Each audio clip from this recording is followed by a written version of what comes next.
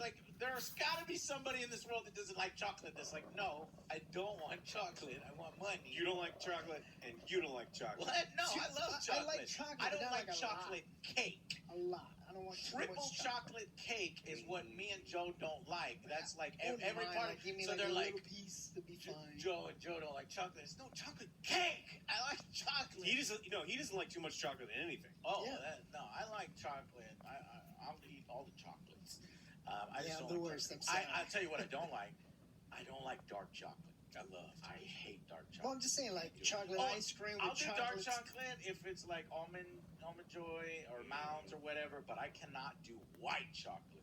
That makes me throw up. Well, because it's not chocolate. It's not chocolate. It's vegetable. Well, in the United States, it's mostly vegetable fat, vanilla, and sugar. Because fake taste. Well, then that's what it's been the whole time. I hate white chocolate. I don't like dark chocolate. I love milk chocolate. And Wonka chocolate would probably be the best. So then, it's not. It's sewer chocolate. Well, he does do so, but they don't pay. He releases all the chocolate, and I'm like, what are y'all doing? That's gonna flood the fucking area. But apparently, it just operates with the fountain. It's a chocolate fountain. Yeah, you're not supposed to think about how the plumbing works. Can you throw some sprinkles in it and goes, "Don't worry, I was just swimming in there." That is the excuse. He does sanitize the chocolate. Yeah, he does. He magic sprinkles, and then he's like his serving. one idea I forgot to say, because he had two ideas. He said the Oompa Loompa, we're gonna pay him back, and then he's like, okay, how do we get out of here? And he's like, fuck, I don't know. Let's just make it my chocolate, and then we'll die in my chocolate. And she's like, that's a terrible idea. Let's try to going out your own way is respectable. I know. I was like, well, if we're gonna die, we might as well die in my chocolate. All right, Walker. Okay. Man of principle. But then so at the end, he opens up the one chocolate bar with his mom, and guess what? Golden ticket. I got a gold. No song. Instead, it is the secret formula from his mom. And what's the secret formula, Joe? The secret is it's not love. The chocolate. It's love. It's who you share it with that makes it special. That is correct. So he's got his friends that he made, shares it with all the friends, and I was like, I want a piece, because like if that's your mom chocolate, maybe that's gonna be the best chocolate ever. But the expression on people's faces aren't as good as some of the expressions we've seen before. They're like, and they kind of move on. In fact, the little orphan girl has no expression. You never really get to see her face on it. And I guess his mom makes kind of crappy chocolate. He makes better chocolate than his mom, because I thought it was gonna be the best bar ever. But they don't play that up. Anyways. Yeah, and that's where he finally sees her. And then gets his little he does see her. He sees a vision of his mom. Blows him a kiss. Yeah. And then we get the wrap up. They do this thing at the end. They've done off screen. They did a bunch of sleuthing. They find out who the mother is. The orphan's mom is alive. So then this goes another one. So we have another tropey thing where it's like the orphan. Not only is the orphan now probably going to inherit the Slugworth Empire, but also the mother works as a librarian, and Timothy takes her to her mother because they said, she lives there. It's like, she lives in the library? Pretty much. And then he sings the song, Pure Imagination, to go visit his mother. So they were trying to tug on the heartstrings. Didn't really affect me. I wasn't crying or, I didn't feel any emotion. I was just, that's nice. It was a good message. It was a good message. I liked it. And then Oompa Loompa comes on this. Oh, no. First, he's like, all right, shop is not enough for me. He's like, you're going to rebuild your shop? Shop's not enough. I want a factory.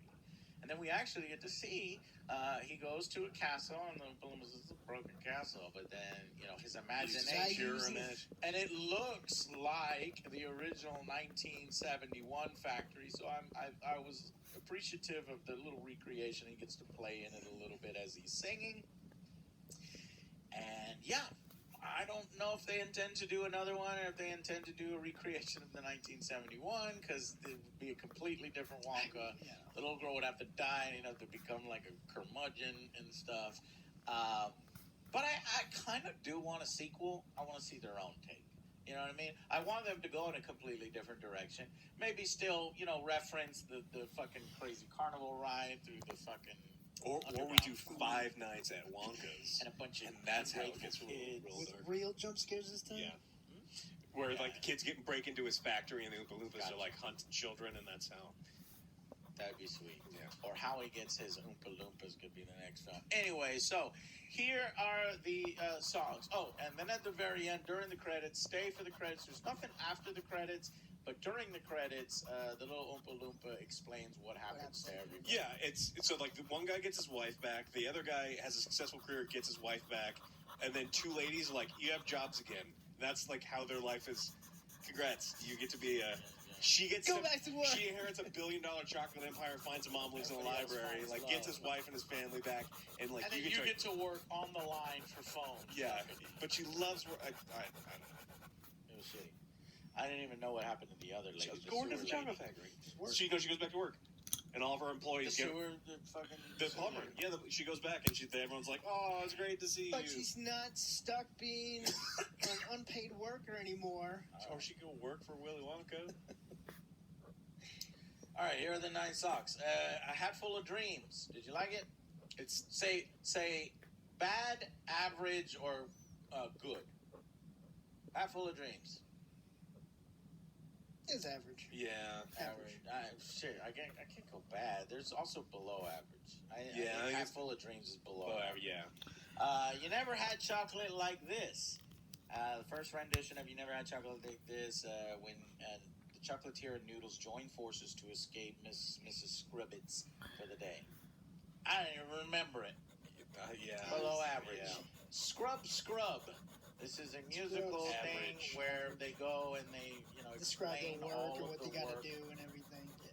I guess that one's better than the last two, Yeah. but average. Sweet Tooth is sung by the Chocolate Cartel to Brian Keegan. This one I liked, but I think it was mainly because of the performances and the Oh, yeah. comedy and what was happening Yeah. there rather than the song.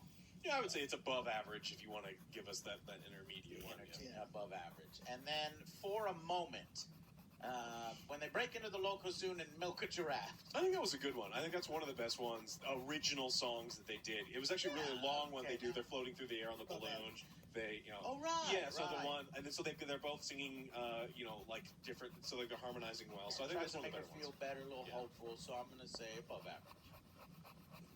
Yeah, same. And then You Never Had Chocolate by this again. All right, well, moving on. Oompa Loompa, obviously that's good. That's the highest I'll give it. But it's Hugh Grant, and I would say the original, is Oh, yeah. A World of Your Own. The song is performed when Wonka opens his chocolate shop for the first time. So it's kind of like a play on, a world of imagination, but it's more like a world of your own. I'd say average. Yeah, Sorry Noodle? I don't remember this. As he's leaving town, having been pushed out by the cartel, he feels bad for failing Noodle.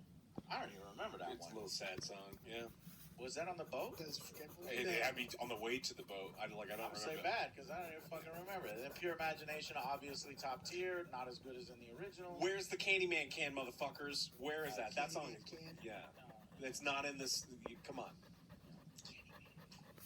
All right, well, I think we covered everything. Yeah, just about. It was solid. Thank you all so much for watching, and check it out at the theaters. It's